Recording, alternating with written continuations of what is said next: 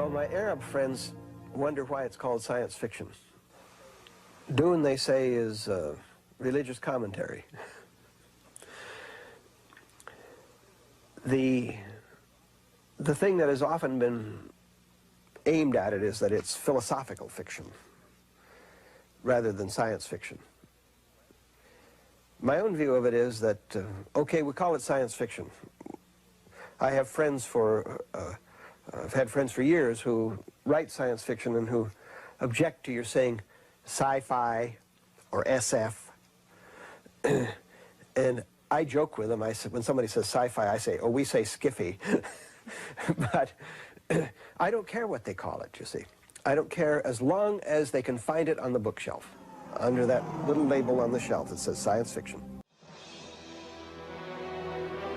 In creating the characters for Dune, I went to the Messiah story that's so strong in our mythology. But I wasn't going to do the Jesus story.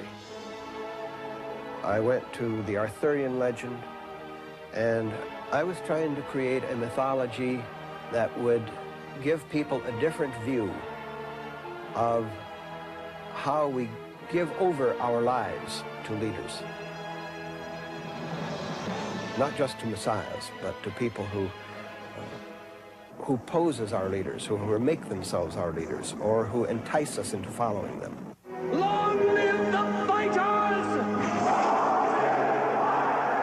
The religious commentary statement in Dune is the one we've discussed earlier, that messiahs should come with a label on the forehead, may be dangerous to your health.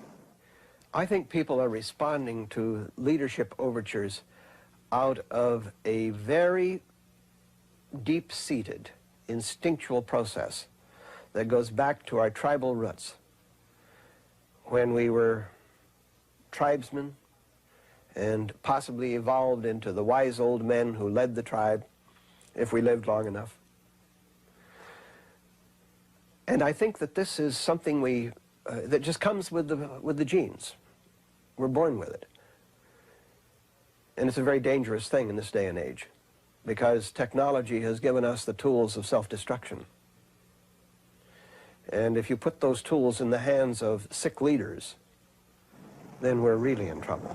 Do not show the slightest pity or mercy! When people come to me and say, and insist that I'm a cult leader and that I'm forming a cult, if they carry it on too long, I finally turn on them and I say, all right, we're going to start a cult. And we're going to Guyana next week, and we're going to start Herbert Town, and you can have the Kool-Aid concession. I mean, Jim Jones is a marvelous example of how nasty a sick leader can become and how that sickness can infect the people who follow. The problem with leadership is that leaders are human beings, and when they make mistakes, their mistakes are amplified by the numbers who follow without question. And that's why I say, think for yourself, ask questions.